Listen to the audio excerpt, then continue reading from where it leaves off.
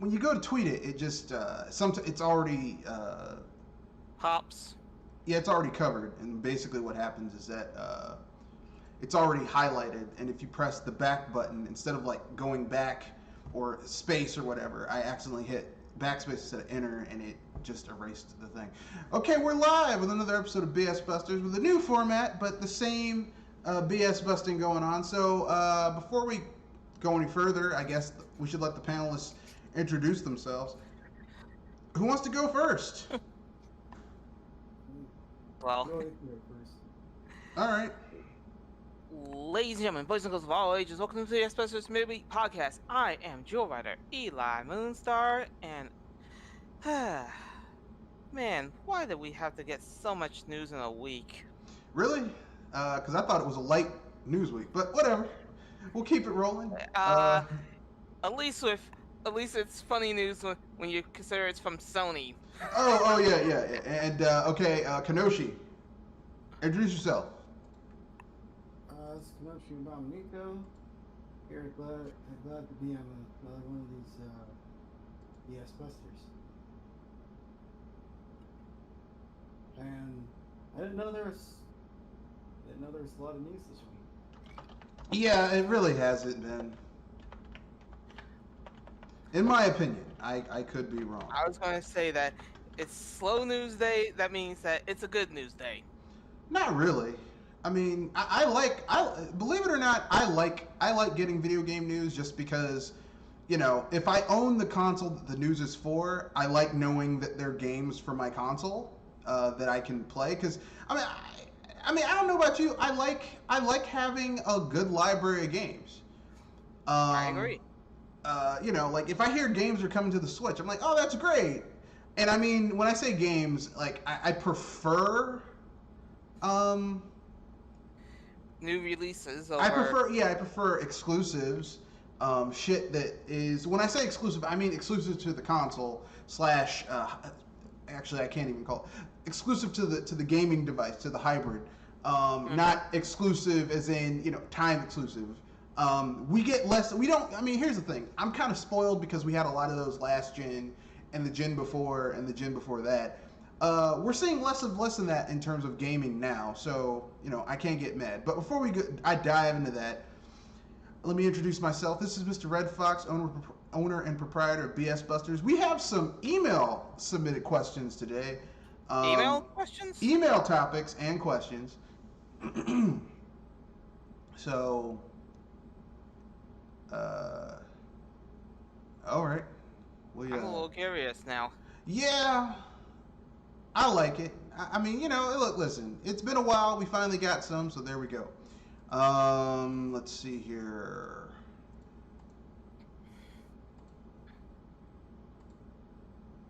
Okay, then. So with that being said, let's dive on in to, well, before we go any further, I guess we should pimp out how you can get in touch with the channel. If you want to leave questions, to the channel for the channel for future viewing, you can do it via to get in touch with the cast via Gmail. You can reach me at mrredfoxbsbusters@gmail.com or at Twitter at Matthew Wesley, Mr. Redfox91. Channel is small enough that you can actually also leave questions in the comment section. We will answer them if we can. So there you go. But now that we've gotten that out the way, let's get down to it. First, let's get into the news rails. Yeah, so, I mean, the big news that came out this week is some shit about The Last of Us 2, I guess.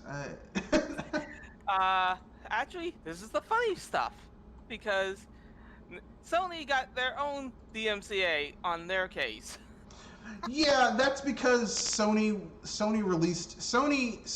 relied on the algorithm, like anything that's about The Last of Us 2, because they were thinking it was going to be a leak, and it turned out, oh wait, no, it's not a leak. It's just, you know, shit happens.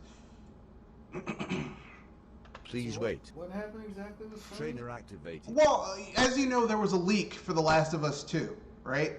Yeah. And they released a DMCA talking about, well, if anyone Activated.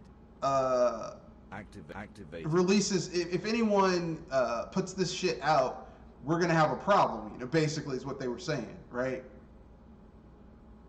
Mm-hmm. And look what happens when they forgot that would include themselves in that crossfire. I mean, well, basically, I mean, this proves two things. First of all, that the YouTube algorithm is trash, and it can be abused, and hell, they even abuse themselves, which sounds like so dirty to abuse oneself. But you get what I'm saying, right? Mm-hmm.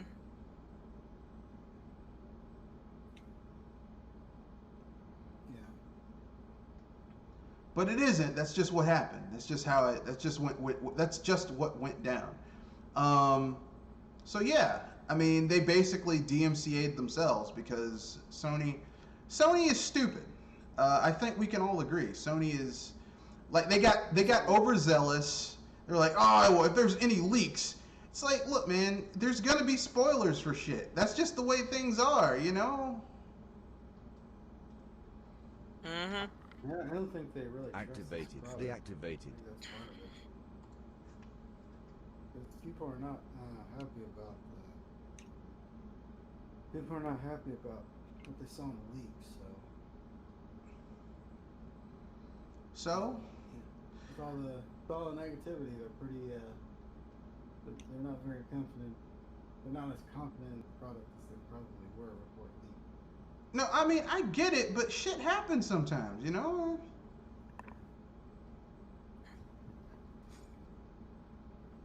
Yeah. I mean, it's not like they can just go back in time and magically stop it from all happening. It's gonna have to roll with the punches, I guess.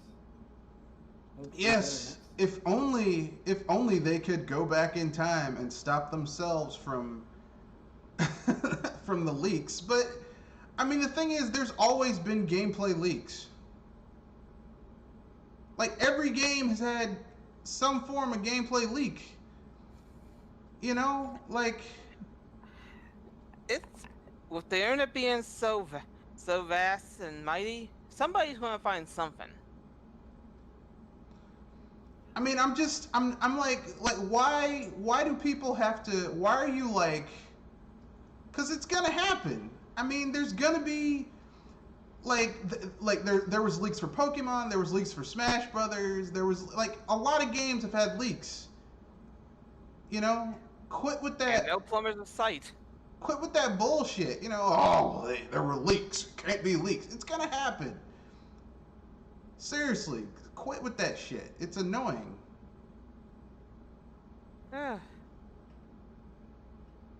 Yeah. It's like, oh, well, we must stop it. It's like, look, be happy that people are fucking interested in your game, in my opinion.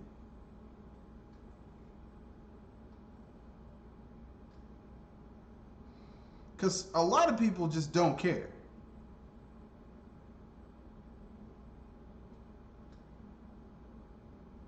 Yeah. I mean, I don't particularly give a shit about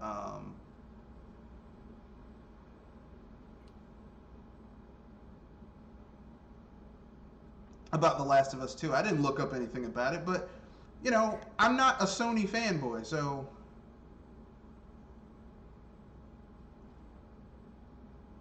you know, Mm-hmm. I'm not enthralled with Sony products. Some people are. I'm not. I'm not one of those people. I used to be. You know, I used to be a big Sony fanboy. I like the PlayStation, you know, the Walkman, all that other good stuff. Walkman? Oh, you dating yourself, man. I never had a Walkman. That's aged. That's aged as much as I am. I Even never worse. I never had a Walkman. I never had a Walkman. I never had a a Sony Walkman. I never had the CD Walkman or the tape Walkman. I did have a boombox, but it was a Philips boombox, so Funny line. I have a boombox and a Walkman. Not a Sony one, mind you, but a Walkman. Well, I don't think you can call it a Walkman unless it is a Sony device. In that case, I'm glad about it. You have the Sony knockoff. Yeah. Yeah, that's one of the things. It can't be called a Walkman unless it's one of those weird things like this cannot be called this unless It's a certain type.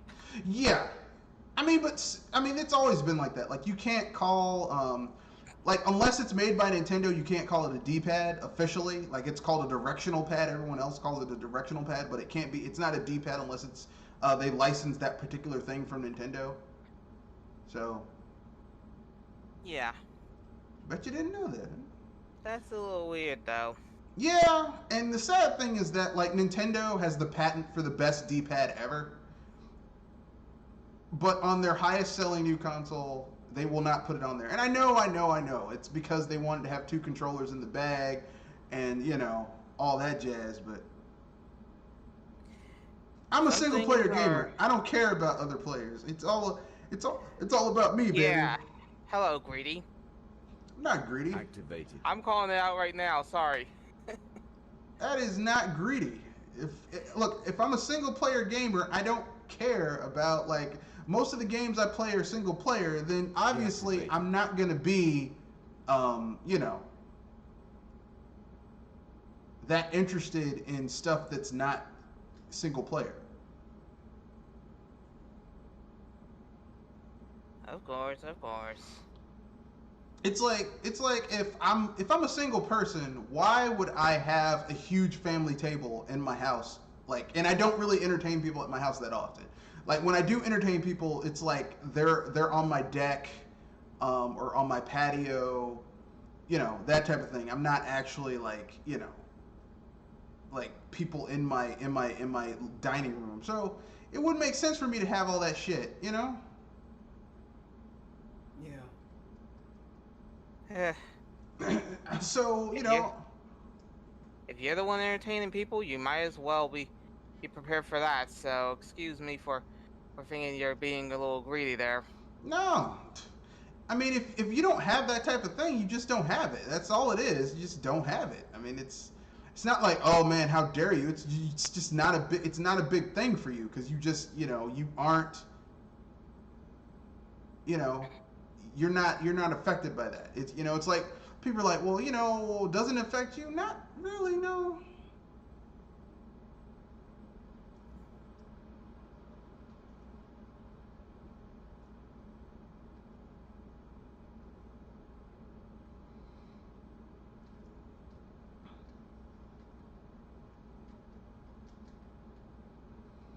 I mean, I'm affected by a lot of stuff. That is not one of them, though.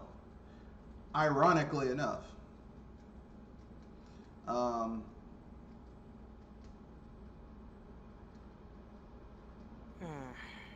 So, but yeah, like for me, like most of the games I've played were single player games, so I'm not really affected by, like I'm not really into multiplayer that much. Like the only multiplayer games I'm really into is maybe Smash Brothers back in the day. Deactivated. Maybe GoldenEye. But that was a long time ago. Even Perfect Dark, I never really was into the multiplayer, like playing with other people. Like I would basically hone my skills by playing against Perfect Sims or Dark Sims once I unlocked them. When you're the game of the neighborhood, you have to be the one adjusting to other people. So. Well, when you own your shit, you can do that. But yeah, that's me. That's just everyone has their own preferences. But anyway, as I was saying, so yeah, I was, but yeah, I was never really that into PlayStation. Except for maybe the PS2 generation. But the PS2 was like head and shoulders so much better than Than the competition? No, than the PS1. Oh. Like the PS2 was like my main secondary console.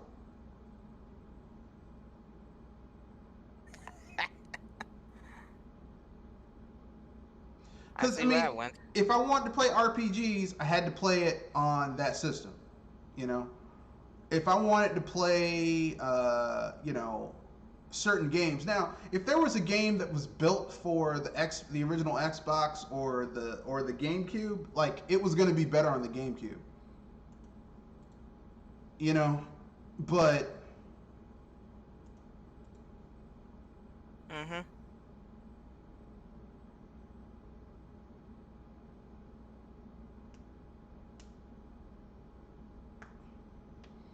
that's just me. You know. So with that being said, so what are your guys' thoughts on Sony basically DDRMing themselves? Considering how hard they f themselves, can I at least be able to Savor it. joyously laugh? Go ahead, knock yourself out. Oh, you idiots! You can't even aim right. Well, metaphorically speaking, they're like those old Tom and Jerry cartoons where Please wait. where the Tom is or the always screwing Trigger himself over. activated. no, where a character is walking. Well, not even Tom and Jerry, but those old cartoons where a character steps on a rake, and hits him in the face. Oh, hold on. You mean the Sideshow Bob moment, right? Well, Sideshow Bob does it, but it's a big thing in. I was saying that he runs into one rake right after another and another and another. Yeah, basically. It's like, wow, That's how I was hitting. you just shot, you just kicked your own ass. Yeah. So they false DMC claim themselves, huh? Well, I mean, basically, this proved, well, okay, they were like, okay, anything that talks about the story of The Last of Us because of the leak, which, I mean, listen, it's a story-driven game. You can't say The Last of Us 1 or 2 has great gameplay. It doesn't. But, I mean, it's a story-driven game, so the story is kind of important. Like, you need to have, the story is, for these types of games, story is really important. So, What happens when the story is dropped like a ton of bricks?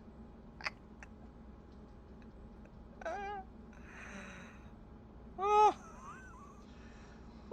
and so basically you have this thing where the story has essentially been, it was leaked because reasons. Regardless of reasons, it's still a fun fail.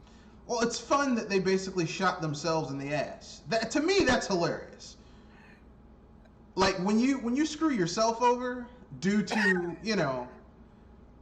Incompetence. yeah, and like I said, I was never that into the first Last of Us because I don't like games that focus primarily on nothing but story.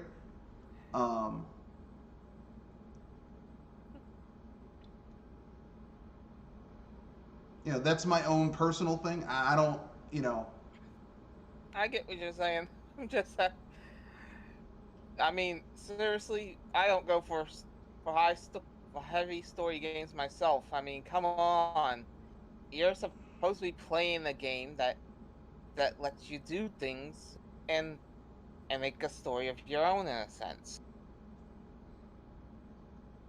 that's true. It's not necessarily because they play RPGs and those things are story driven. Yeah, but I mean, there's also a lot of gameplay. Like, okay, it's in an RPG, your actions are heavily influencing that story. If you're playing a game like The Last of Us, you're playing the story that they want you to play. And short, you're playing their story, not your story. Yeah, like case in point, Chrono Trigger, right? Chrono Trigger has a lot of story. Okay, Chrono Trigger, no doubt about it, has a lot of story, but your actions heavily influence that story. You can basically play that game in such a way that you never resurrect Chrono, you never recruit Magus, you actually kill him. There's entire bits of story that you can there's ways that you can totally change that story. The Last of Us has a very definite path that it's leading you down, and your actions, even though they might seem like you're doing all this impactful shit, the end of that game is the whole point of that game is to lead you to that story. And I mean, that's why I don't like That's why I don't consider Pokemon to be an RPG, because the story is very linear. Your choices have no fucking bearing on the overall plot of what's happening in that game. I usually say this to you before, and I'll say it again. I consider RPG light Like I said, at best. there's no I mean, and I know what some people say. Well, it's an RPG. Your choices matter. I mean, which starter you choose? Not really. Because here's the thing: no matter what starter you choose, you're still going to catch Pokemon to cover the weaknesses of your starter. You're still going to create a team. You're still probably going to have like 3 or 4 teams. You're going to have your all-star team, which is going to be your highest level, all around a Pokemon for every category type thing. Then you're going to have your leveling team, which is going to be a team of Pokemon that are all about leveling. Maybe a trap team where you have Pokemon that are have secondary abilities that are all about laying traps and keeping Pokemon from running, that type of shit. And maybe like your joke team that seems like a joke on the surface, but actually has some metagame and shit going on. That's like, oh, this is kind of insanely OP. That type of thing. But those aren't like story choices. Say that those are the choices that you make, but the story to get to the end of the game, that's as linear as an arrow. I'm not going to deny that. Yeah, it's going to be very samey, the same shit over and over and over again. And if you like that, I'm not into that. I don't like the same thing over and over and over again in an RPG. I like RPGs that give me choices. And I know people are going to say, well, Chrono Trigger is ultimately very linear. Chrono Trigger is kind of linear. I'm not going to lie. It is kind of sort of linear. But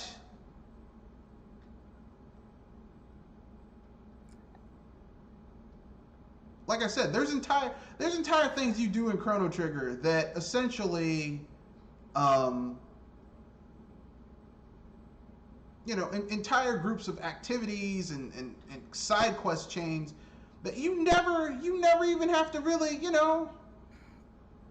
I mean, you could choose when to end the story, in a sense. You can drastically change what happens depending on when you finish the game. There's entire side quest chains that, for example, like minor stuff that you have that can majorly affect. Like if you go into the past and you give this dude some money in this village. If you go into the future, that same village where the mayor was like this greedy son of a bitch whose kids and wife hated him, turns out just that one act of charity changes like everything for that family in the past. And they still hate him in a sense, but it's a funny way of how they hate him. well, not really. They're more like it's more like a typical your parents aren't cool, they're kind of lame type thing. But I was about to say that in the past they fucking hate his ass because he's a greedy fuck. Yeah, but I was saying that after you change his future, they hate him in a sense that he gives so much stuff away that broken them. But it's more like typical teenager angst type shit. It's not like, oh my god, he's fucking killing people, that type of thing. He's a greedy bastard. But I mean, this major change. Because you basically, altered his fate. Altered his family's fate. That's really cool. Do you have that in a Pokemon game? Fuck no. Yeah.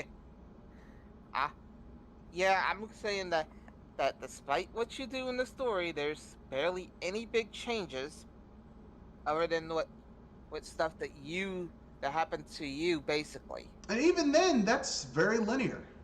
Your character in Pokemon is just a symbol, a cipher. Okay. He's just a cipher for this one character. And I know some people are going to be like, well, that doesn't bother me. People always say that. It doesn't bother me that, that it doesn't have a story. But RPGs ultimately are a storytelling medium to an extent. Like, the story matters. Some people say, well, it's the stats. Not really.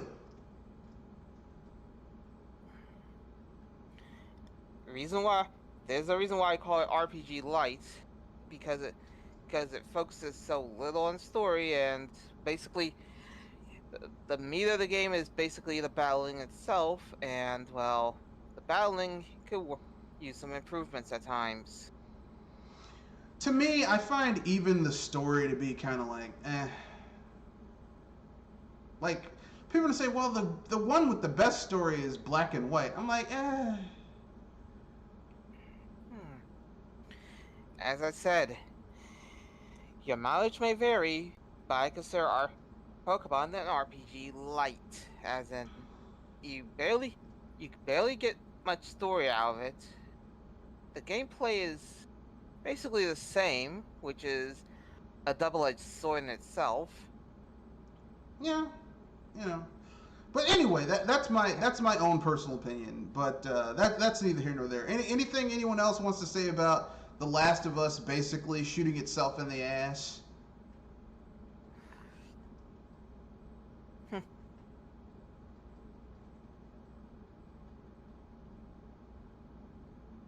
I think I'm good, unless you want to hear me laugh some more.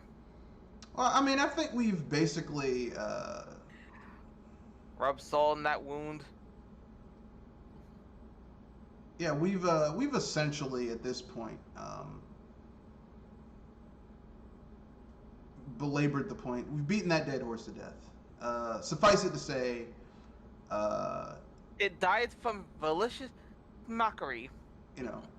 Sony shot themselves in the ass.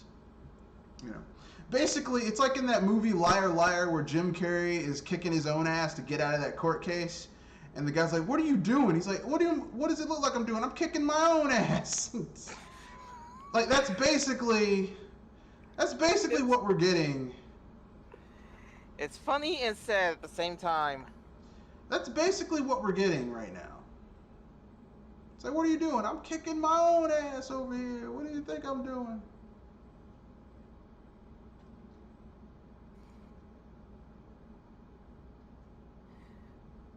Such a priceless moment. I thought it was funny. But anyway, Yeah. At this point, like I said, I'm not really impressed with like I said, I wasn't that into the first Last of Us, so I'm not really impressed with The Last of Us 2. So I haven't really watched any of the spoilers because I just don't care. But some people are really into it, so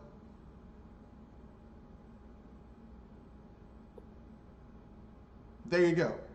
With that being said, let's keep it moving. Anyone? Next news story. Anyone want to bring anything up before I dive into it? I'm alright. I'm astounded. No one has anything they want to talk about. Okay. All right.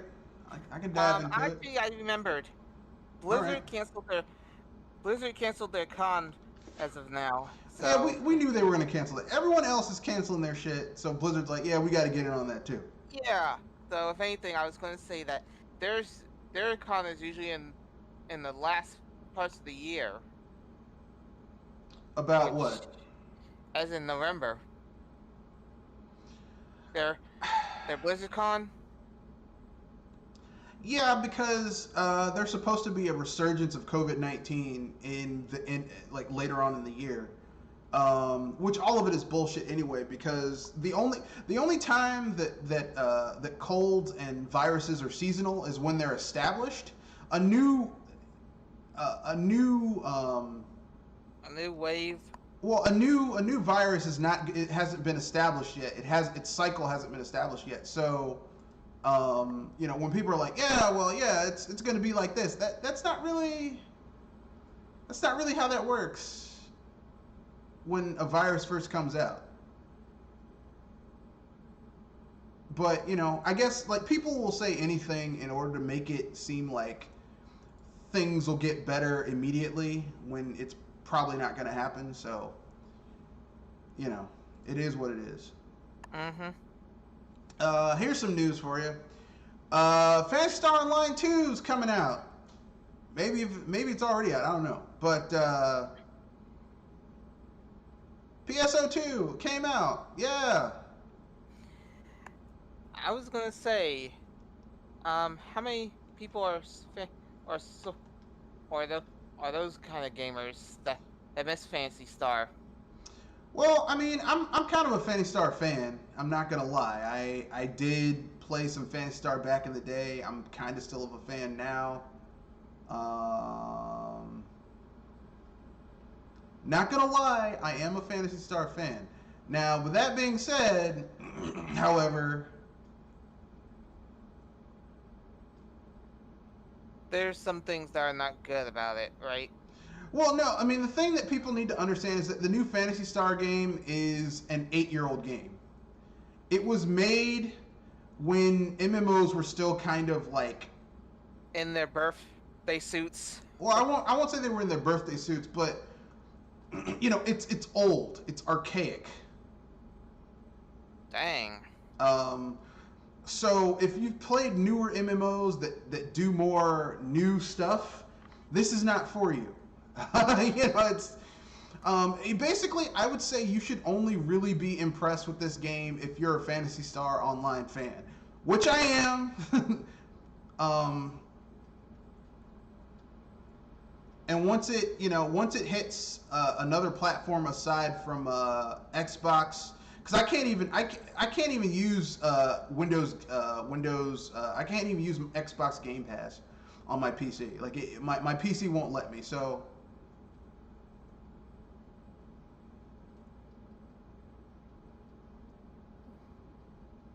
I can't even play it. Like the only other way I could play it is if I got an Xbox. But I'll be damned if I get an Fudge. Xbox. I hate that console, and I don't like Microsoft's hardware. So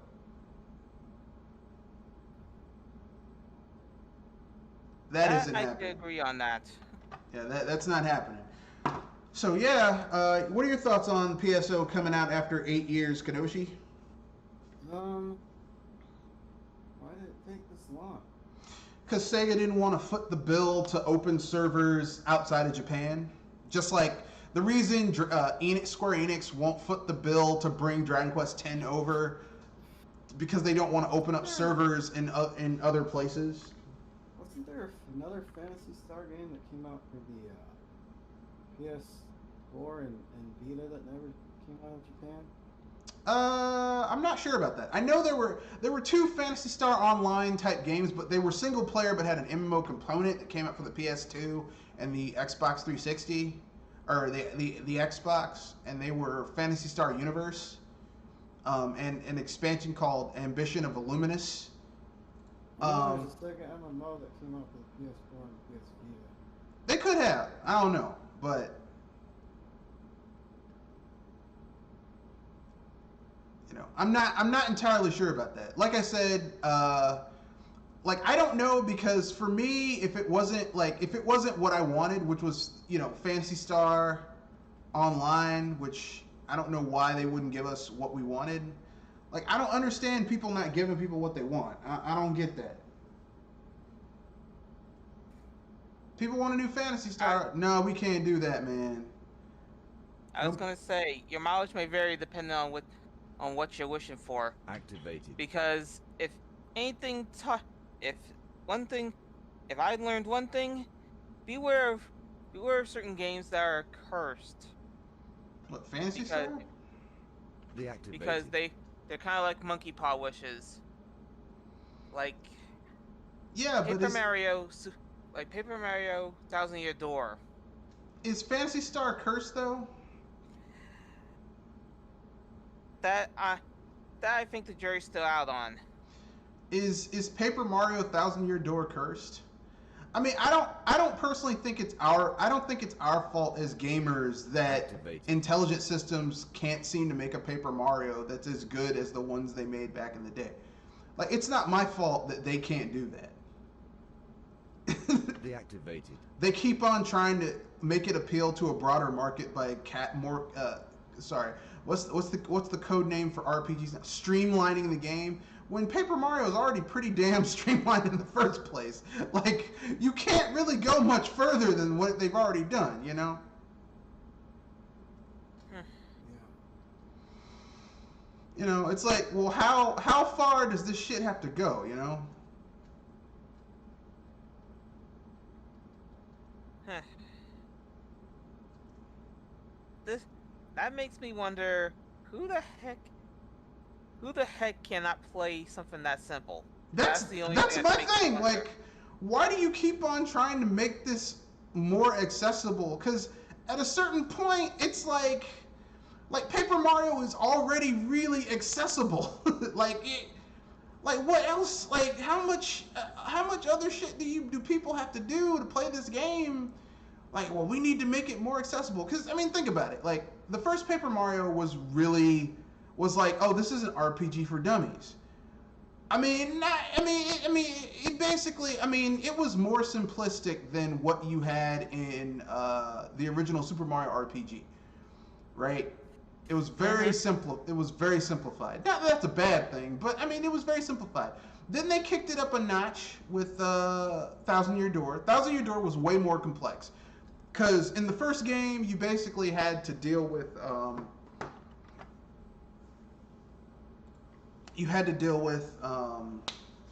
like your party members could take one hit and then they would basically like be out of the fight for a little bit, and then you could bring them back, and that was the big thing, you know.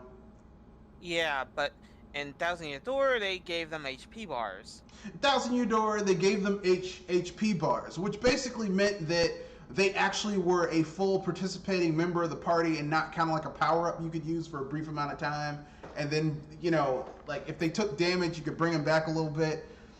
So there was more strategy involved with it. The time to attacks became a bit more complex, but not like insurmountable. Like it basically, the story was a lot better in Thousand Year Door than in the original game, the first game on the 64. I would say the characters are a bit more memorable in Thousand Year Door.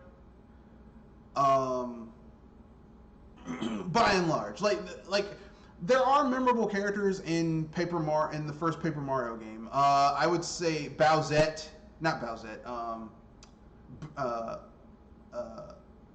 The Boo that you can basically recruit to your party. She's really interesting. The Wisp that can join your party is kind of interesting from the toy box. But aside from that, it's really not, you know.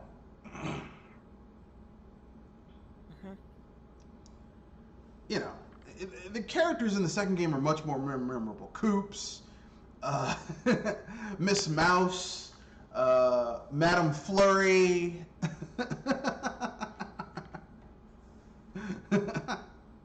The baby Yoshi you can hatch. Gonzalez Jr. Well, that's his stage name, but you can give him whatever name you want. I call him Boshi. No, in Super Mario RPG. There was a bad Yoshi named Boshi. Activated. Like he was Yoshi's nemesis. The reference. That's why I was laughing. Yeah, that's why I call him Boshi. Deactivated. But yeah, you know that's cool. And then Super Paper Mario, which was dumbed down to hell. I don't care what anyone says. That game was really really dumbed down. I was gonna say, Super Paper Mario is the weird one. Well, it's just really dumbed down. It's very. It's a platformer, not an RPG. Well, it has RPG mechanics. There are party members. You do level up. It's kind of stupid. It's a platformer. It's kind of stupid how you level up, but it's there. As I said, it's a platformer, not an RPG.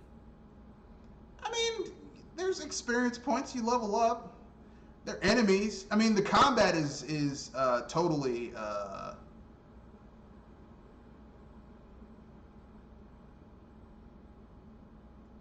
The combat is totally.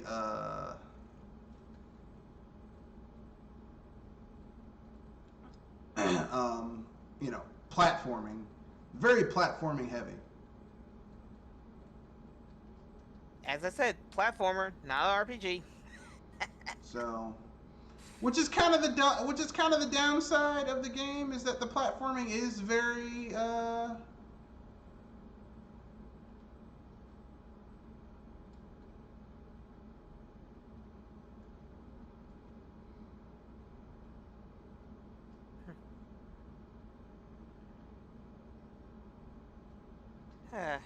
the platforming is very, you know, and the platforming is still kind of trash. But Paper Mario game platforming has never been good. Like, if you're playing a Paper Mario game for the platforming, you're just, you know. You might want to look at Mario's normal games instead. No, you're just, you know, that's not the strong point of a Paper Mario game. Sadly, for some people, because they get all upset, you know. But I like insert game here, insert name here. Like I said, people equate liking something with it being good. Like, I'm well aware that even though I like the original Paper Mario, it's not very good. Like I said, it's like a B-grade game.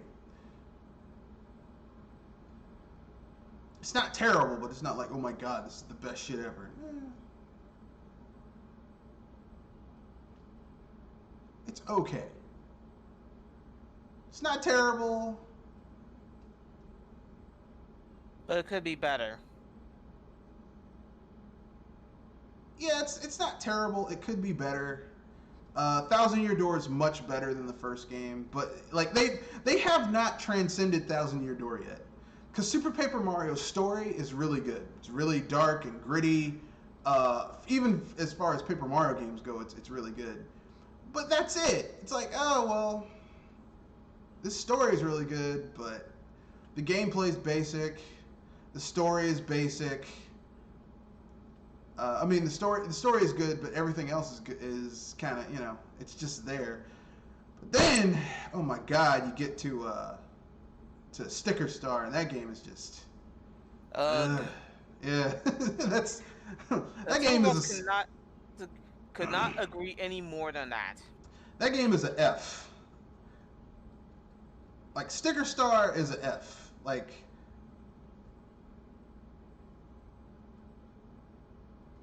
yeah.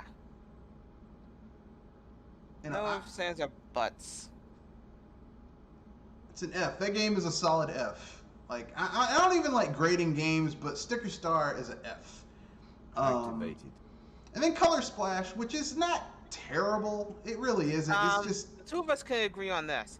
Color Splash was a great game for being above Sticker Star. And Yeah, but the only that's... which I have is that Deactivated. we get a game that's better than Color Splash. Well, Activated. Deactivated. well, the problem with Color Splash is that you're right. It is better than Sticker Star, but the bar is so low on Sticker Star that it's like,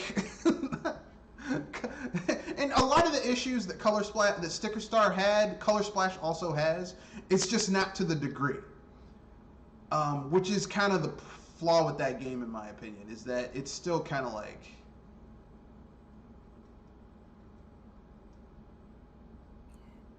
I am kind of mixed on that part when you said that there's some problems that Color Splash has that Sticker Star has as well, because But it's not to the same degree, is my point. yeah, Like, okay, I'll give you an that's example, right. okay?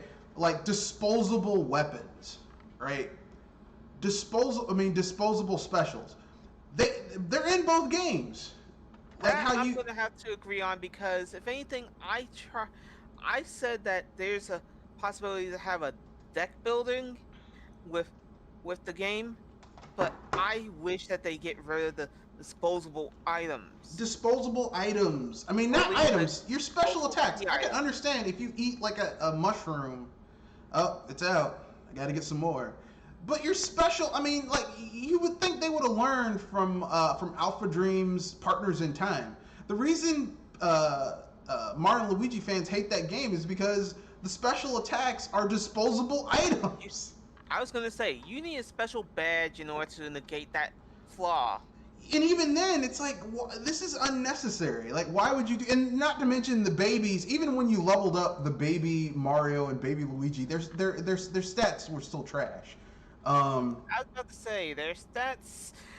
I thankfully never had to worry about because I kept my Marios in shape. Yeah, Mario and Luigi, the grown character. Like, I don't know what is this fascination with having the baby versions of characters. The only game where the baby version of characters is kind of interesting is Yoshi's Island for the Game Boy Advance, or was it the Game Boy? The one where you had like Baby Peach, Baby Wario, Baby Donkey Kong, Baby Mario. You got that right. That one made sense. That one, because each of the babies had different special abilities, so it was like, okay, it makes sense that they're here.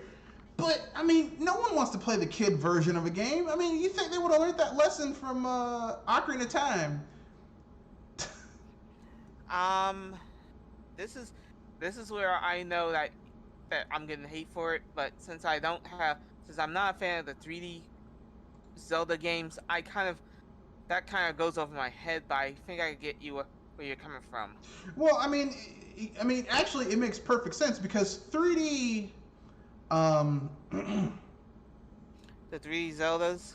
Well, the 3D Zeldas, like, okay, in Ocarina of Time, Kid Link is supposed to be a callback to old school Link, because Link in all those games, by and large, is a young man, little kid. Like, he's between 12 and 15 years old in those games. Like, he's very young. Okay. And that's what they were doing a callback to. But Link in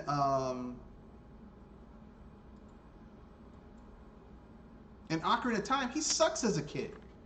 Like, literally, he sucks. Like, Link, he is the shittiest version of young Link is in Ocarina of Time. Because in every other 2D game, you have young Link, but he's a badass. You know? Like, Link's Awakening, he's a badass. Oracle of Ages and Seasons, he's a badass. Minish Cap, he's a badass. Four Swords Adventure, he's a badass. You know, he's a badass as a kid in Link to the Past. Legend of Zelda 2, the first Legend of Zelda.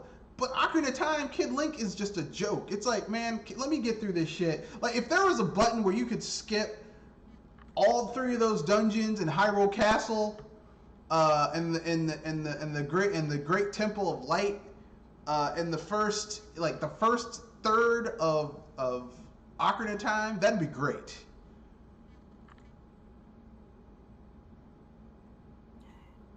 Your mileage may vary, but I could agree on you that some things that some of those dungeons that only require young Link, they can sometimes blow. It's just not very good. Here's what I'll say: the best dungeon in as young Link that you can do as young Link. There's 2 really good dungeons as young Link. The first one is Dodongo's Cavern. Just because the boss is really cool, how you have to fight King Dodongo, that's pretty cool. And then the Great Temple where you have to fight Cursed Nabooru. That's it. And some people say, well, what about Under the Well? Under the Well is just frustrating because, like, if you had access to better weapons, Under the Well wouldn't be a chore. But because your most powerful weapon in Under the Well is your magic spell, like, it's just you know, it's like artificially created difficulty. Yeah, it's not because it's really interesting. It's just trash. But that's my own personal opinion. I know people will disagree. So, let's keep it moving. Any other news anyone wants to bring up before we wrap things up? Kenoshi, anything you wanna discuss before we get to it? Hold on. I was about to say, you said wrap up. I thought we had more. Yeah, well, I mean, if there's any other news stories anyone wants to go before we get to the next segment, is what I mean. No, I haven't really seen anything. Nothing? Okay. Well, I guess we can get to these reviews. So, I'll let Kenoshi go first. Kenoshi. I started playing Yooka-Laylee and the Possible Lair. I think it's a pretty good game. Kind of seems like the game that wanted to make all along. Well, at least according to those who didn't really like the first ukulele game. I can understand that. First ukulele game wasn't necessarily everything we wanted. Please wait. Yeah. Trainer activated. Yeah, I thought the game was pretty good, but I really like the music in the game. Yeah, you can't go wrong with David Wise. Activated. Activated. Like, it seems like the way the levels are designed, I think it's pretty interesting how every platform you jump on is connected to something. You know, it's got like a mechanism controlling that mechanism. Activated. And interesting in the sense that a lot of platformers just usually have floating platforms, like the platforms are floating on nothing. But in this game, they took the extra time to think about how, you know, each platform could work as not only the platforms, but the hazards could work as how they would work as a mechanism versus just kind of a magic floating thing that you just have to deal with. Yeah. I mean, it's almost as if you're dealing with people who have been developing games for, 30 plus years. Which they have. Well, I guess the best way I can describe it is it looks like the levels were. And this isn't like a knock against the Mario games, because the Mario games have a lot of floating platforms and stuff, but it looks like somebody or something built the levels rather than it just kind of Existing. there. Yeah. Just existing. So that's what I like about the design. Yeah. I mean, Playtonic is a lot of the classic high quality rare staff. So, when you think, oh man, this is rare, this is like a lot of those people are at Playtonic. Yeah.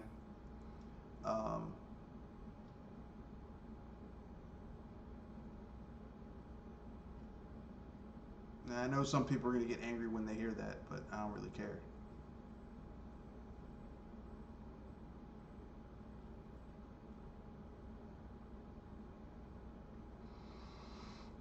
So, any other thoughts you have about Yooka-Laylee?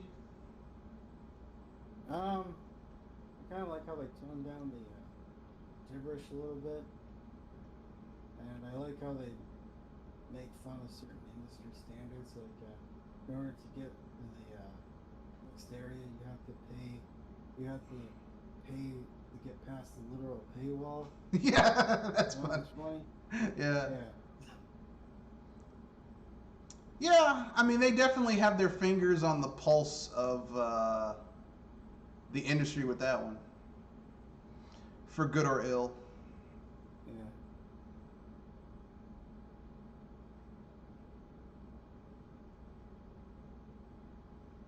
All right. Any recommendations? Any negative things you want to say about it? Not really. Not so far.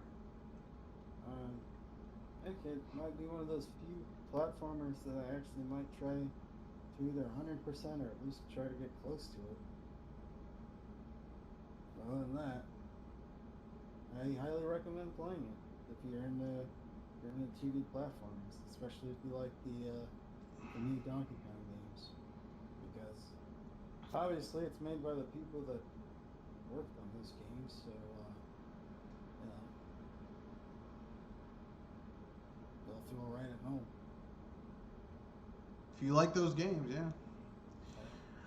I mean, I feel like the platforming feels a little, compared to the new Donkey Kong games, it feels a little more, feels a bit more precise. Yeah.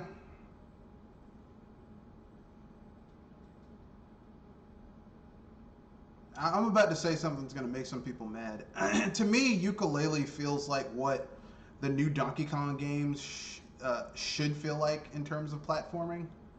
Yeah.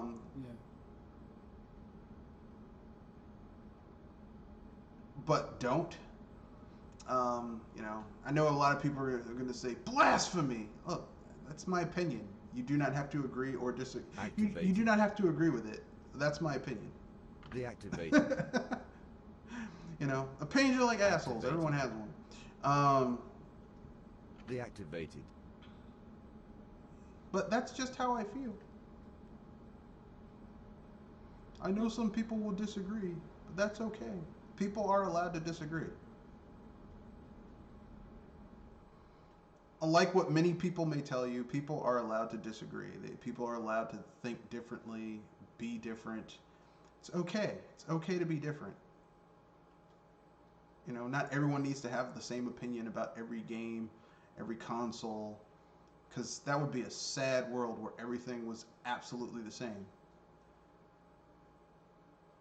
There's objective and there's subjective. I'm not even talking about that. It's just, it would be really sad if every game was the same. Like, that would be terrifying. That I will agree on.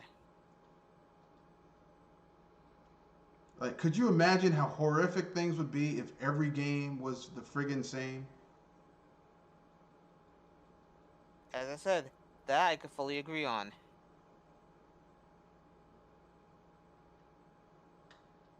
Every game played the same, every game looked the same. Ugh, that'd be horrifying. Ain't that what some of this AAA stuff is going on with? First-person shooters, yeah. Well, everything, like, remember, like, people forget that in the 7th gen, there was a period where almost every game was trying to be Call of Duty. Like, you could put games next to each other and they all look like Call of Duty.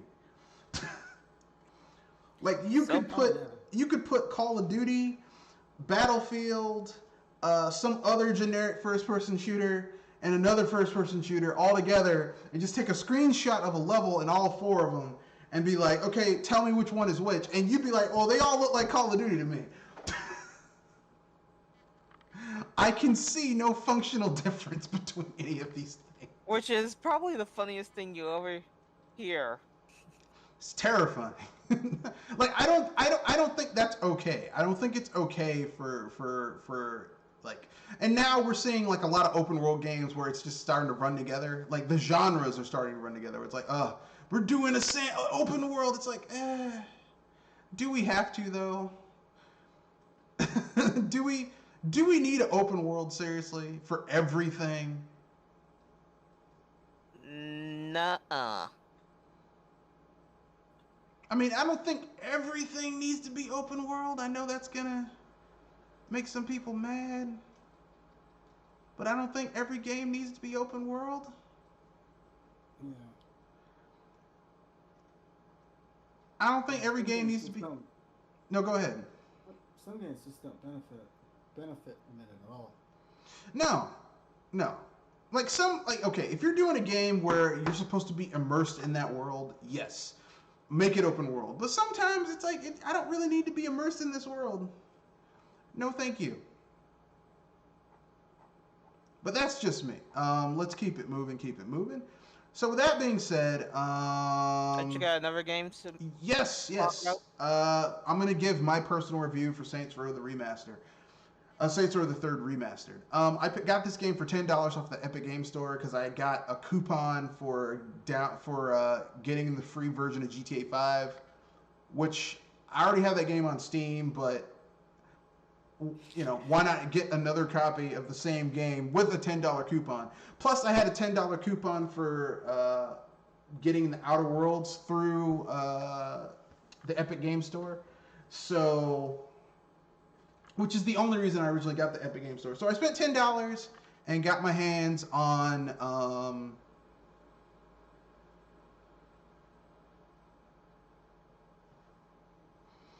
essentially Saints Row the Third Remastered. And it's pretty good. Yeah. I mean, like... a lot of stuff? What? They fix a lot of the, various issues and whatnot. Well, what issues are you speaking of? No, I'm just saying, issues. issues we might have had with the game the first time I played through. I mean, really, I liked Saints Row the Third the first time I played through it. The reason I got it again is because basically Saints Row the Third and the Fourth use the Havoc engine, and basically this game is using like the next gen version of the Havoc engine. So essentially speaking, the game looks great. Like the amount of graphical upgrade. Like if you have a really good computer, a really good PC, this game looks great. Now, if you have this game on console, it's going to be stuck at 30 frames per second. So if that bothers you, you're SOL. If you have it on console, if you have it on PC though, you can take it up to 120 frames per second if you want to. The choice is yours. The game has all the DLC. It looks great. It plays great. Like minor things that you didn't notice in the last gen version, like there's more cars on the road. There's more pedestrians. There's more enemies on the screen attacking you at any given time. The refresh rate of enemies jumping in to attack you has gone up. Dang. Like literally, like there's a certain way I make my character look in every Saints Row game. Like I'm always a black guy with a certain voice, with a beard and mustache, who's like ripped, with a really large dick, because you can make your character's junk look huge, and you know, like a really nice cropped, closely shaved afro fade. That's how I play. Like literally, the way this physics engine looks, my character looks nothing like he did in the other games, but I use the same options. Like that's how they revamped the graphical engine. All the content is there except for some things that kind of made the third game too easy. Like two things where you could take over parts of the city, like automatically as soon as you started the game. If you got the Game of the Year edition, they kind of got rid of that because it kind of broke gameplay progression. But aside from that, everything's there. So, you know, if you've played Saints Row the Third before, and you want to play it like the definitive next gen version of it, and you can get it on PC for cheap, go for it. If you've never played Saints Row the Third, this is a great time to jump on board if you have it for console, if you want it on console or PC. It's pretty good. Now, personally, I don't think Saints Row the Third is as good as Saints Row 2, but It's still a blast, right? it's really good.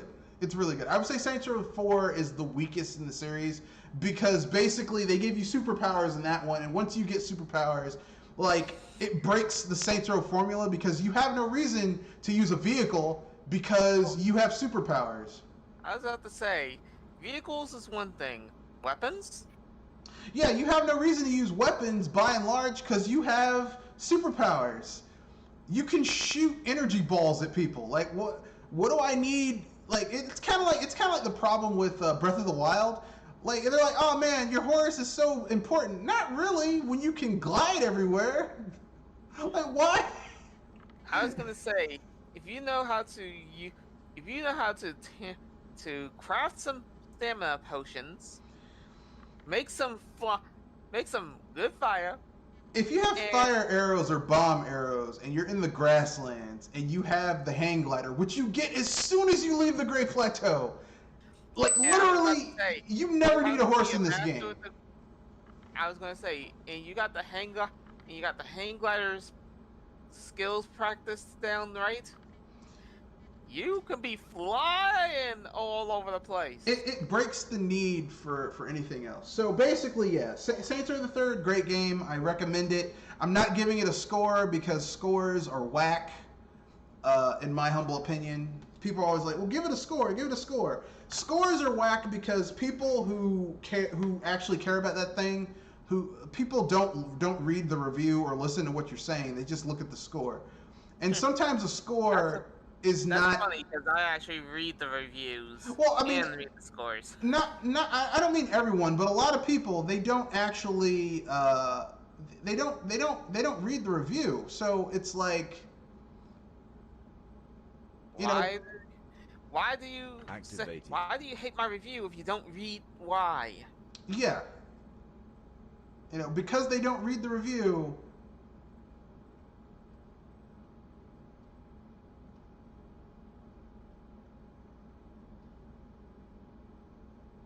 They can't understand, you know. But, you know, Deactivated. that's my own personal opinion. I know some people will disagree, and they're allowed to.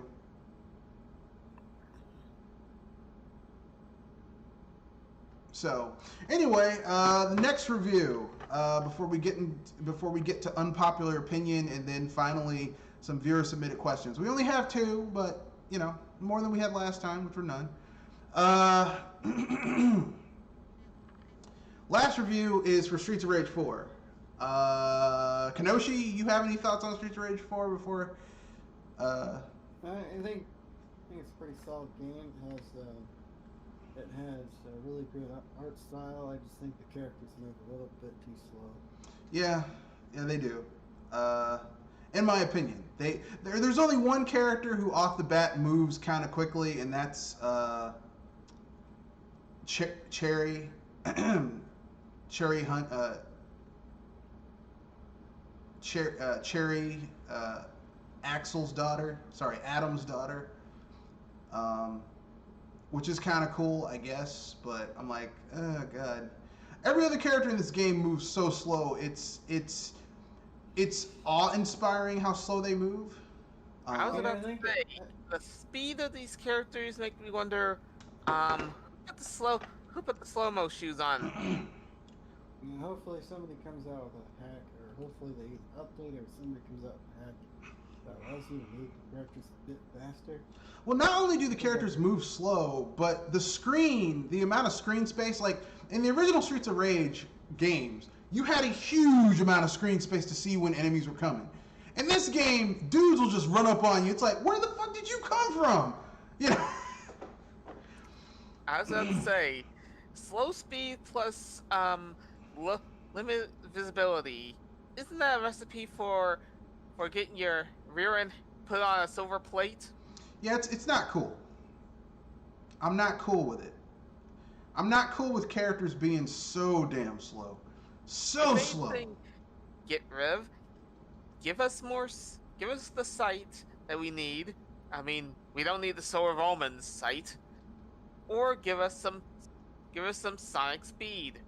I'm tired of the characters moving so slow. That's my thing. The slow characters, because literally Adam, Axel, and like, okay, the character who's supposed to move slow, the dude with the mechanized arms, okay, makes sense he moves slow. But like literally Blaze, who used to be fast, she was pretty fast. She moves slow. She moves like Blaze moves like her tampon slipped out while she was doing one of those high kicks, and she's trying to walk around and keep it from coming out entirely. Like, she's moving so goddamn slowly. It's not even like her speed is so slow. Like, no one moves quickly in this game. It's not good. It's not fun. Let's see. Everyone else moves like they literally are like about to shit themselves. Like they're trying to make it to a bathroom. Like maybe they got tricked into taking some X-Lax, and they're trying to hold themselves from, you know. The two. Oh God. That. Thank you for the mental visuals. Oh God. Well, they took some X-Lax and they're like, okay, Where's the bathroom? if I move too quickly, I will shit myself. So I have to move very slowly so that I don't have an accident. I mean, basically, like every other character in this game, aside from the characters you're gonna like Skate and Shiva, move like old people have sex, slowly and carefully.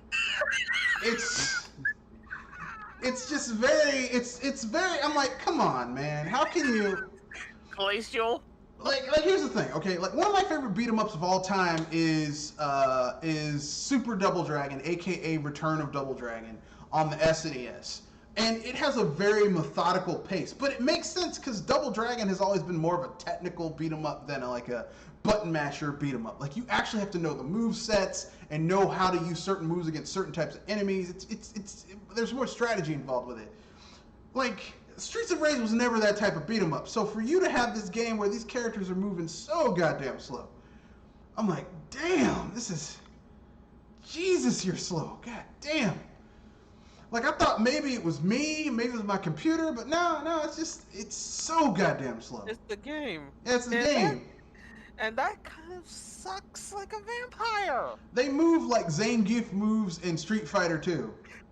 You know how he's just like moving so slow? He's the, if I remember right, Zangief's the slowest fighter in Street Fighter 2. Unless it's E Honda, but not sure. But still, that's dang slow. E Honda makes sense because if you've ever seen A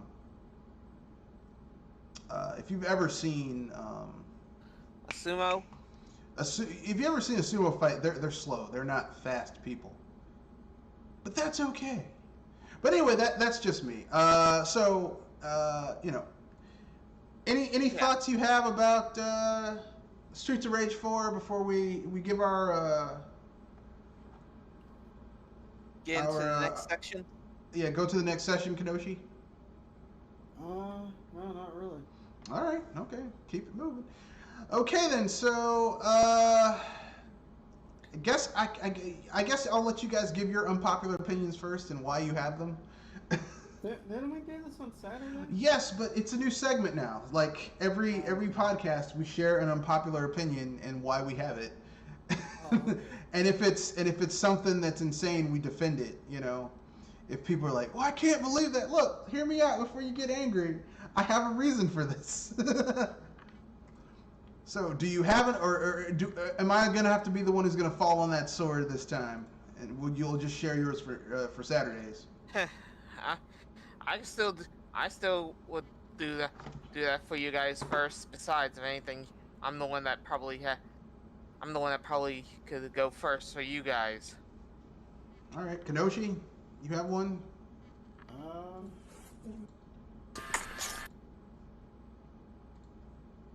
There's No. only one good Uncharted game. Okay. Uncharted 2. Okay. All right. So you're not a fan of the franchise. You just like one game in the series. Yeah. It's like a band has one good album or one good song. I don't really like this one, but they had one good song. Yeah, that song is banging. Yeah. That song is banging, son.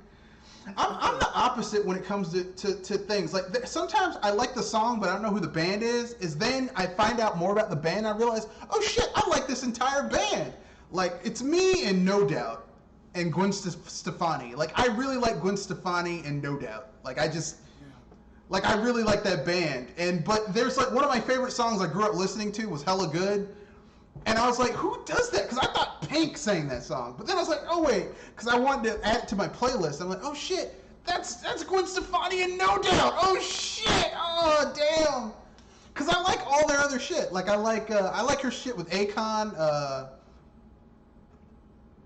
Sweet Escape, Bananas. Sorry, Hollaback Girl. Hollaback Girl. Ain't no hollaback girl. Ain't no hollaback girl. The shit is bananas. BANANAS. The shit is bananas. Thank you for bringing up some fun. I love that song. Except you gotta listen to the explicit lyrics version because the clean version just. It doesn't have the same flavor, right? No, because that's how girls talk when they about to throw down. Ain't no hollaback girl, ain't no hollaback girl. Anyway, yeah. So yeah, that's an unpopular opinion, and I guess you really like Uncharted 2. You thought they hit the balance there. Yeah. All right. Okay. Jewel? I thought I would have to be going first for this one, which is No, kind of Kenoshi smart. dived in there, so it's your turn. All right. here goes. Much as people are gonna get on my case about it, there's a difference between loot boxes and car and trading cards. And the fact is that people are associating both of them as the same thing, basically. Which I'm starting to get a headache about. Seriously. Well, loot boxes. Like, I mean, trading cards did it first with those booster packs. yeah, I mean, if anything, I know this is going to be really unpopular, but at least the trading cards have more value because you can actually get rid of them. Yeah, you can sell them how you want. Well, there's And actually all value. There's actually there's actual value associated with trading cards. There is like you can't resell a loot box. Yeah, that's the Well, that's the actually, thing I'm wondering about. That's the thing I'm wondering about myself. That how come loot boxes are getting more praise of being more acceptable, but they do so much worse than what trading cards do, which Well- is that I have to be a little furious about because I admit that I have played in some of those things before, but if anything, I know the difference between card and card, as in an unrefundable card. fair enough. I mean, I gotta say, here's the thing. I think booster packs from trading card games did it first. And they were notorious. It's like when people were trying to get, I mean, even back in the day with baseball cards, where people were trying to get a rare baseball card for their collection, and they were like, come on, give me Mike Piazza, I want Hank Aaron Jr., I want Babe Ruth, and it's like you get the booster, and it would have like trash players. Same thing with baseball, basketball, football cards. You know, it's always been there. But like you said, there is inherent value associated with that, or artificial value, because a lot of that shit that they added value to for those games back in the day was, I mean, for those physical trading cards was just some trash.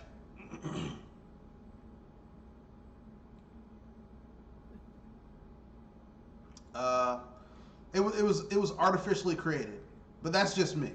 Um, That I can understand a little. yeah. So anyway, that being said,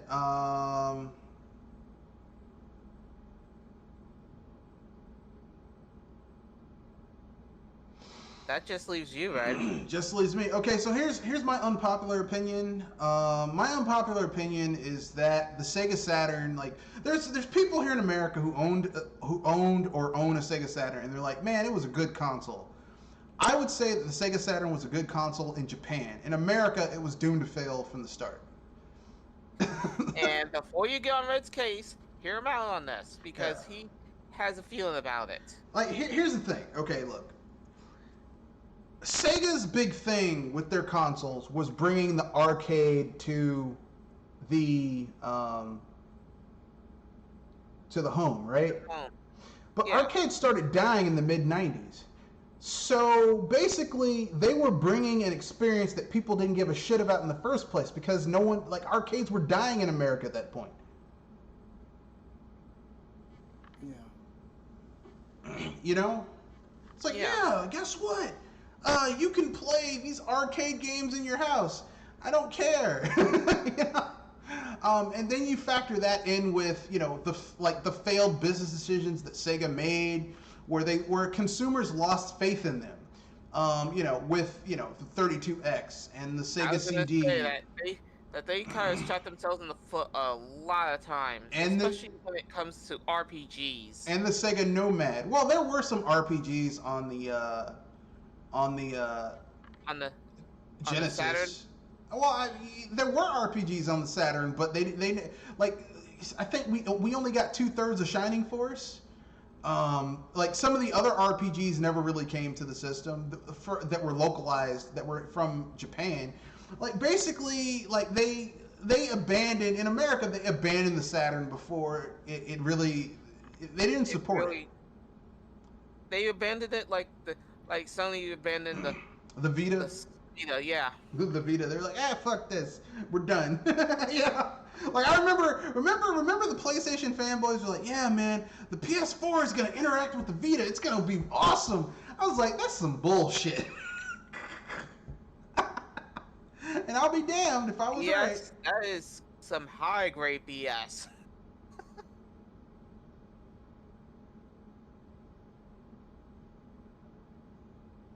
Yep.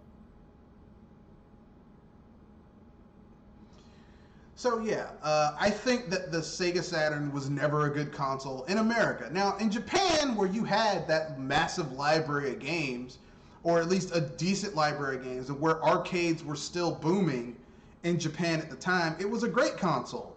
In America, that It sucked like a vacuum cleaner. well, it wasn't like the worst thing ever, but it wasn't great. I mean, it wasn't. Yeah, I said it sucked like a vacuum cleaner. Yeah. Whatever good that's supposed to be in there, it sucked out. It just wasn't good. I mean, like the Sega Saturn, I mean, their big game is Nights into Dreams. And let's just keep it real. That's a fucking demo game. That's a fucking demo game that they brought out. That's not like, oh my god, this is the best shit ever. It's a fucking demo game.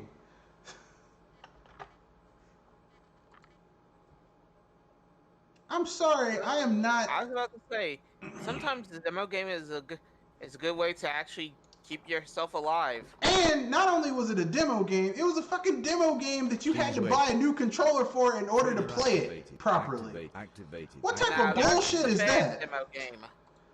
What type of horse shit is that? Hey, that's like Nintendo saying, okay, we're coming out with the next 3D Mario game, but you got to buy a special controller to play it. So That is a bad demo game. I'm not gonna sugarcoat that any. yeah, and it's expensive too. So don't be asking us a lot of questions. That's what they did. Cause I think the Sega Saturn 3D controller was like $30 or $40. 40. Well, Activated. I mean, At least by the last time I checked from back then. I bought Because- mine. I bought mine on the cheap, so I can't really. I can't be like, oh, it costs this much. Yeah, but still, that's a pretty expensive piece of hardware. So, to me, that was expensive as hell. But that's just, I mean, and we're talking 19, Deactivated. like the 19, 90s. the mid 90s, which I mean, if you adjust for inflation, is really friggin' expensive. That's not cheap. And they sold you some stuff that was really expensive for the time, because that was the price of a game. $40 was the price of a game back then. All right. Oh yeah, that not a Yeah, high grade right. game, not a high grade game, but a normal game. a normal, a moderately okay game. That was kind of expensive. They charged you that. Which blows chunks. Yeah. And people always like, Try to oh make man. a Sega Saturn Mini with all the games that they didn't bring over here. Yeah, well, I tell you this much: a Sega Saturn Mini would be more successful than what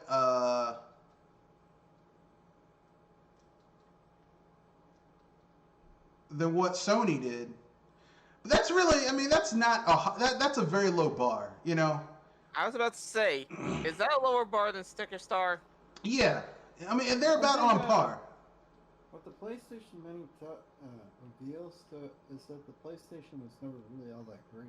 I mean, No, it wasn't. It was. I'm telling you, it was the marketing. It was the fact that Sony spent millions and millions of dollars on marketing. Like basically, I mean, that's what I mean. It's kind of like Final Fantasy VII. Like Final Fantasy VII, in my mind, was never that good of a game because it really didn't do anything to innovate the Final Fantasy franchise. Like it didn't do anything new. I would say even Final Fantasy IX was more innovative. 8 was more innovative than 7, but 7 had, $500,000 of marketing behind it. And if you spend $500,000 marketing some shit, You need to have a result. you're gonna think that shit's awesome. Even if it isn't, you're gonna think it is. Yeah, and both me and Red have a bit of a difference in agreement with Final Fantasy VII. People talk about all the marketing, but as a kid, I never saw a single commercial for that game. Really? Oh man, I did. They had that shit in movie theaters, TVs, with that damn opening music, you know. Yeah. Oh my God, the marketing in that game was ridiculous. It was everywhere. You couldn't get away from it. In magazines, in video game magazines. I mean, God damn, it was ridiculous. I mean, oh, Jesus. That's a reason. It was everywhere. That's one of the reasons I hate that game to this day. The music was everywhere, right? Yeah, look, I felt like that shit was played out before I ever played it because all the damn commercials for it. I was like, I'm so tired of this shit. Well, the thing is, I didn't know about the game until I got the demo disc with my PlayStation. I got it, and I got this system in 1998. And a damn commercial for that game. No, it was. The only time I found out, weird. It was oh God, it was in gaming magazine. It was everywhere. You couldn't get away from that fucking game. If you went to the movies, they had demos. This is one of the first games that did it. They had demos. They had commercials for the game before movies. Which is WTF. It's a little crazy. So when people come up to me, they're like, "Oh man, Final Fantasy VII is a great game." Is it really? Or do you think it's good because of the commercials? Because, like I said, if you're and most of the people who claim that it's the greatest Final Fantasy ever, you ask them, "Did you play any other Final Fantasy game?" No, they didn't play 6. They didn't play the originals on the Super Nintendo. They didn't play. The only reason they got into Final Fantasy VII is because it was in 3D. Which is a dumb fucking reason to get into a game. I'm sorry. Oh, it was in 3D. Well, so the fuck what?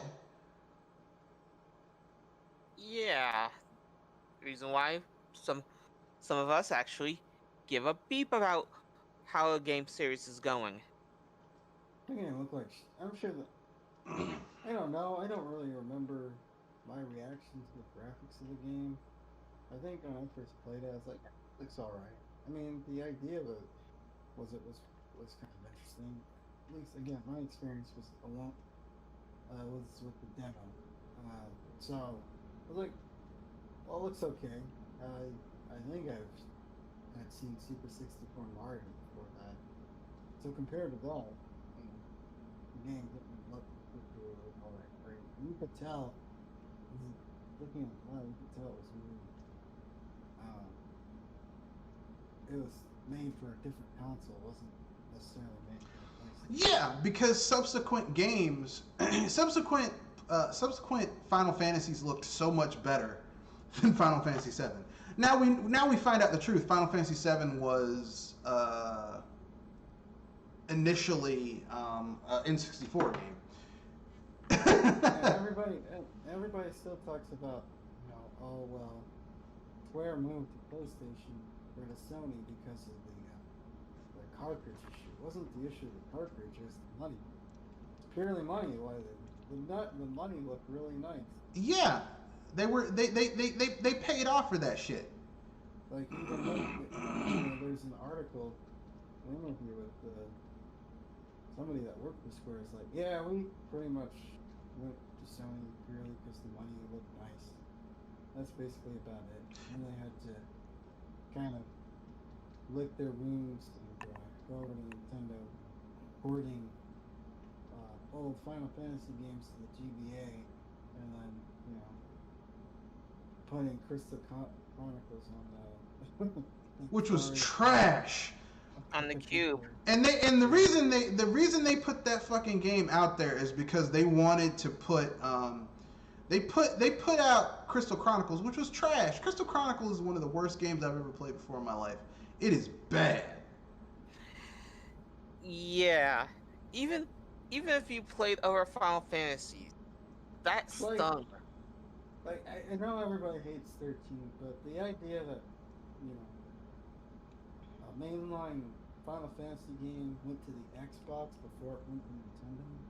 Yeah, That's pretty sad. because Sony owned like 30-40% of Square Enix at the time. This shit was about money. Like people are like, "Oh, I can't believe, look, this shit's about money, son. It's always been about money."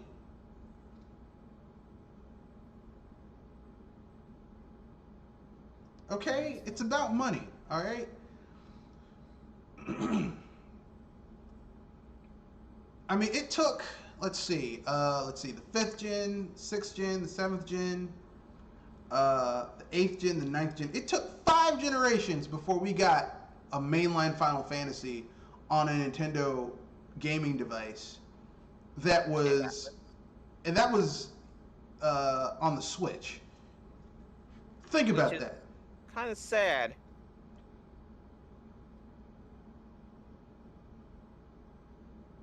Yeah. You know, and here's the sad thing. Like, okay, it was about money, but then Square Enix went around and got all the other RPG developers to abandon Nintendo for Sony.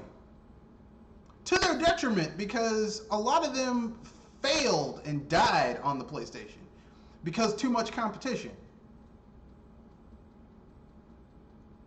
But hey, you know, that money, Activated. look at all that cash, son. Deactivated. So let's get to some of these viewer questions. We have two. One is from Happy Guy 97.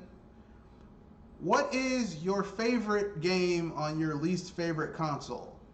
Oh God. Yeah. Huh. It's a weird one for me. It, it's weird because I'm actually trying to remember it. Oh yeah, now I remember. It was oddly Turtles the Fighters on the Sega Genesis. Really? That's like the worst. That's like the worst version of that game, though. That's the weird part because I feel it has potential, but it sucks. Yeah, yeah. Tournament Fighters on the SNES. that's like the better version of that game is on the SNES. Sadly, not really sadly, because like I mean the thing is the problem with a lot of games on the problem with a lot of fighting games during that 16-bit era is that everyone's like, oh, we need to be different from Street Fighter 2. Here's the thing. Street Fighter 2 cracked the code on how to make a good 2D fighter. Just steal from them, because they figured it out. It works the way they do it. You know, stop trying to remake the engine, you know? Yeah, I was about to say there's finding the recipe, and then there's remaking the recipe in your own way. Kenoshi, And that's How's that?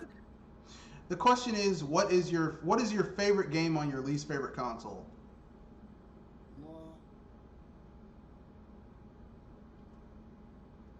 I'd say it's either Super 64 Mario You mean Mario 64? or yeah, Mario 64 or Banjo Tooie. Really? Oh, okay. All right. Banjo-Tooie. Well, I You just got- remember playing it a lot. That was one of the first games I got for the N64.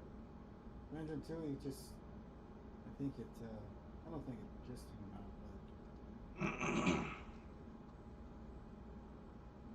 but All right. Man is entitled to his opinion. I had to look at you weirdly because Banjo-Tooie to me was the best of the Banjo series. Eh, I mean, now it's for people who played the first one, for people because I mean I played the first one, but I didn't play it nearly as much as Banjo Tooie. People who played the first game, they say the big problem with the first game is that it, I guess it was too big or too big, or tried to do too much. The second game tried to do too much. That's just what I've heard. That's weird as fudge. yeah, it is. That is a little weird. Not gonna lie, that is a little weird. But Yeah. to each his own. Can't deny. My favorite game on my least favorite console. I like Shining Force 2 on the Sega Genesis. And Can yet, you explain yourself? well, I mean, why would I not like it? It's a strategy RPG made by Camelot Software. You know, it's I was gonna say the same Camelot that did the sports games for Nintendo. yeah, and Golden Sun. I mean, why would I not like it? I was just trying to be sure because that name was kind of weird to imagine them doing RPGs. No, they started out doing little bit. RPGs, and then Sega sold them off, like let them go independent, and Nintendo bought the studio and destroyed them because they make just shitty sport. Well, actually, the 2D sports games are pretty good. The ones on the handheld are pretty good. Now, the 3D ones are trash. I stand by that statement. I don't care what Yeah, anyone that's says. how I know. That's how I know those guys. Yeah, the 3D ones are trash, but Yeah.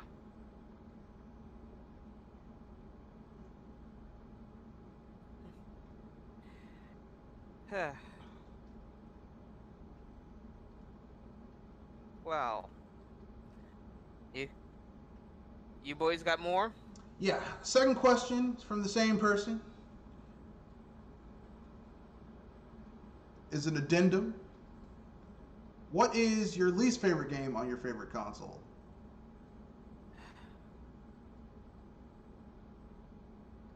I got a tie. For me, it's between the Donkey. What was it? Oh yeah, it was between. Oddly, God, my head is hitting me here. Oh yeah, now I remember. Super Mario 3D Land and Pikmin 3 for the Wii U.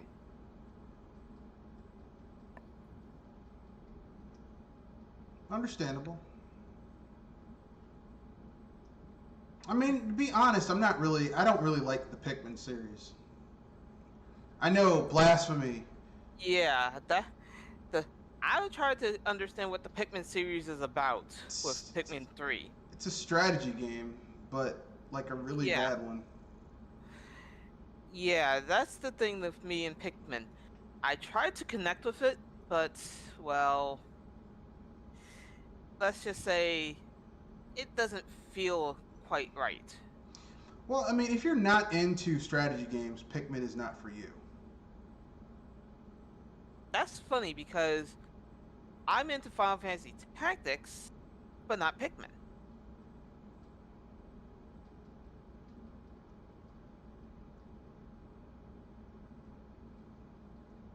You get where I'm coming from, right? Yeah, but Pikmin is like Final Fantasy Tactics is a strategy RPG with RPG elements. Pikmin is just a straight up. It's a mini strategy game. It's just a I was strategy about game. to say it's like Warcraft, but with cute little things.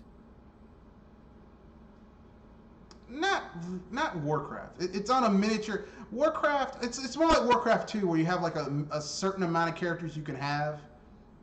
You know, Yeah. and your like units you can have, that type of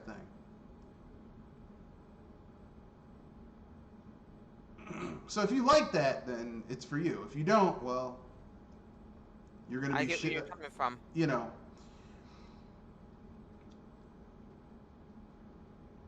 But like I said, for me, I'm not like there's certain games that I just do not like, and That you can't get because it's that weird, right? I mean, I'm just like I said, I'm just not that into. There's certain games that I'm just not that into. Like I'm not like I don't understand people's love affair with. I don't like Mario Party. I've That's never the liked funny Mario thing. Party.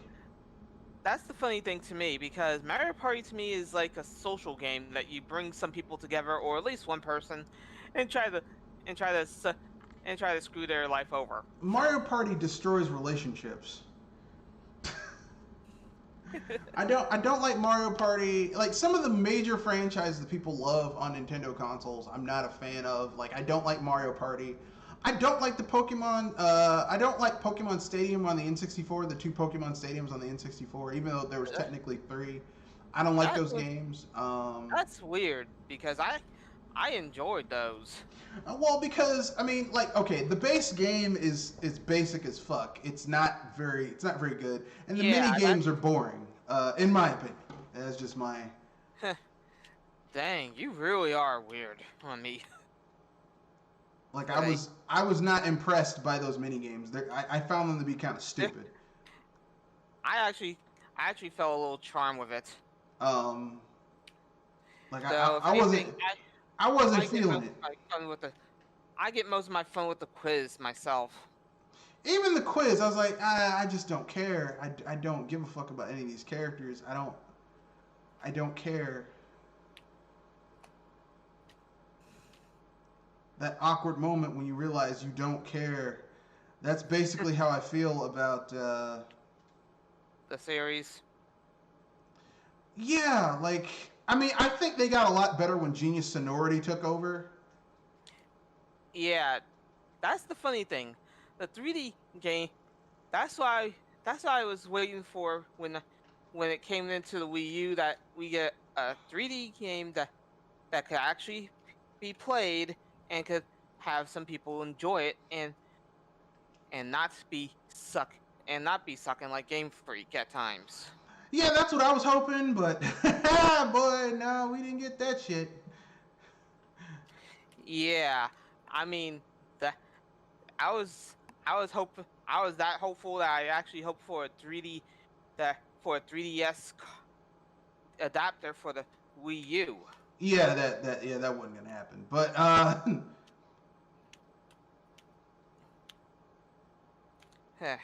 yeah, that is pipe dreaming. But I mean, I would have preferred to. I would have loved to have seen a 3D Pokemon game on the level of say, like taking what they learned from the Genius Sonority games and going, okay, hey, we can do look what we can do now with the technology. Like a full-on 3D Pokemon game where you can do things that are a lot cooler. That would have been awesome, but no boy. Nope. They gave us literally a Pokemon game where there was missing content. There were a roster Missing, was missing. It missing was content, lazy. missing roster, and missing moves even. Yeah. It's, yeah, which I have to wonder who the heck was at the wheel during that time. Well, I think that game was rushed out, but that's just my own personal opinion. Ru- Um, Rushed out. If it had 3 years minimum for it, and at max they were yeah, working but on this since X and Y. I don't think they were working on it 6 since years. X and Y. I think they started that game after they put out the first Sun and Moon. Yeah, and even then, that's still That's a good amount short. of time. No, that because normally the Pokemon games have a good like 4 or 5 year gap Yeah, between that's them, what I was at least and hoping this for. didn't have that. That if anything, they at least started it before they started X and Y, No, they which didn't. would be beyond, which would be at least in a 4 year period. But knowing that they probably started on 3 years, I say they either cut it close or which is being very generous, I think it came out shorter than that. I think that the reason I think it's shorter than that is because clearly there's content missing, and they added it with DLC after the fact, which is something we've never seen in a Pokemon game. That's just lazy. Yeah, that yeah, because as I said, I was trying to give them a little bit of credit of a doubt if they started on year for on X and Y. I mean on Sun and Moon, which is cutting it close to being okay. To make me wonder, you guys try to cram this in during the first year of Nintendo Switches. Yeah, I think they were like, we have to meet this deadline. We got to bring this game out. That's what I think. I don't have any evidence to prove it. I have no way to prove any of this, but it feels right to me. I could agree. I could at least agree with you there. I think they were like, we got to get this out. We don't care. We don't care about quality. We need to get this shit out. That's what I think happened. Now, did it happen that way? I don't know, but it's plausible. It makes sense. Yeah. Though I got my own commentary about that series in a sense, or at least that part of the series, but I'll save it for after the podcast. But anyway, that's my own personal belief. I know some people are gonna get mad at me. I don't care. But yeah, Get mad at us. We don't care. We don't give a about you about that one. yeah, I know some people are like, but how could they do this? I'm like, I'm not cool with them selling shit. Because I mean, Pokemon's always been about selling you shit that should have been the base game after the fact. That's where they would do that third kind of, well, you had Pokemon Yellow and Pokemon Crystal and Pokemon, Emerald and all that shit. Emerald, yeah. If anything, I could tolerate that because I'm getting a new game and Yeah. I'm getting new stuff. I'm not against that. What bothered me with the Pokemon series is just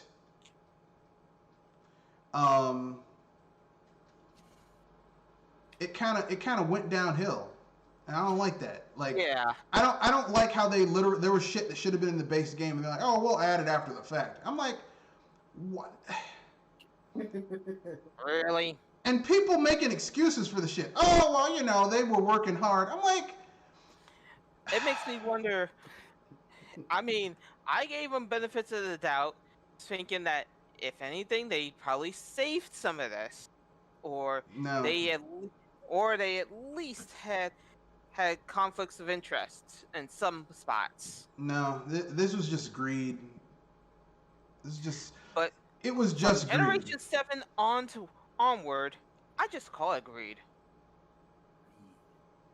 Yeah, as I said, from Generation 7 onwards, I call it greed. And like the thing is, like the Pokemon Company makes so much money. Why do you need more money? Now, look, listen. As someone who owns a business, I'm not going to say no to more money. But this was just ridiculous. So it's like, oh, come on, man. Some of these companies just like that pot of greed card. I mean, look. I like money. I like money as much as the next person, but this is too much. Yeah. Like it gets ridiculous with this shit. Mm-hmm. Yeah, sure does. Sure does. What are you gonna do? One thing you can do is not buy it. Yeah, which I mean, I did not buy Pokemon Sword or Shield. I didn't get those games. I was like, no. I didn't get Sun or Moon. I didn't get the reboots of Sun and Moon. I didn't get any of that. I was like, you know what? I'm done. Because you're not even trying. You're just throwing some shit out there.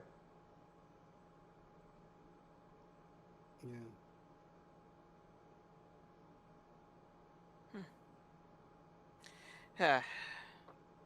I think we burnt ourselves out a little. Yeah, so with that being said, anything you guys want to pimp out before you wrap things up?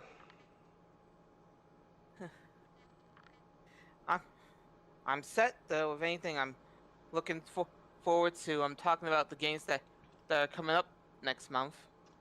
Oh yes, that's right. We'll save that for Saturday, because there's some good stuff coming out next month. There's Destroy All Humans 2. Destroy All Humans the remaster, which that game's from the PS2 era, and that's been at this point 3 generations away. So it's about time to, you know. Yeah, and there's also the fun topic, but we'll get to that Saturday as well, ladies and gentlemen. Yeah. So with that being said, that's the end of this podcast. Remember, rate, comment, share, subscribe. Don't forget to email. Don't forget to tweet. Don't forget to Discord.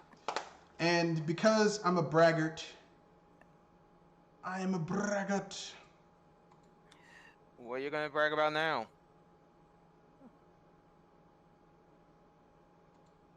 Well, I was gonna show my screen, but apparently my cam isn't working. So I went to my local bookstore slash place, and I got Baten Kaitos used, but the discs are completely unscratched. They're in really good condition.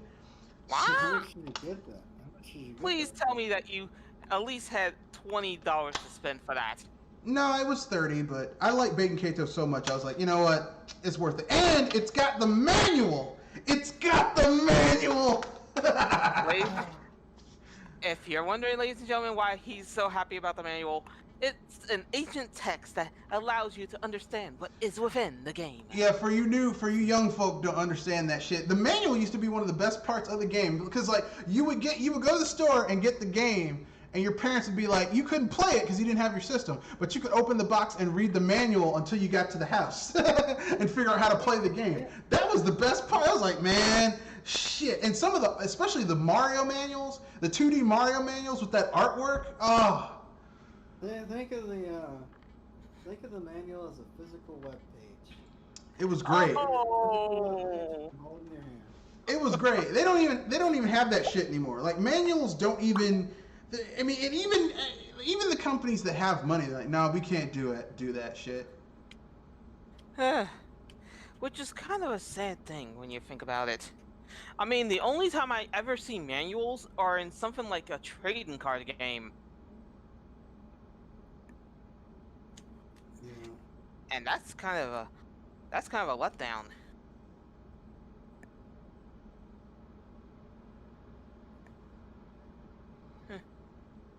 So,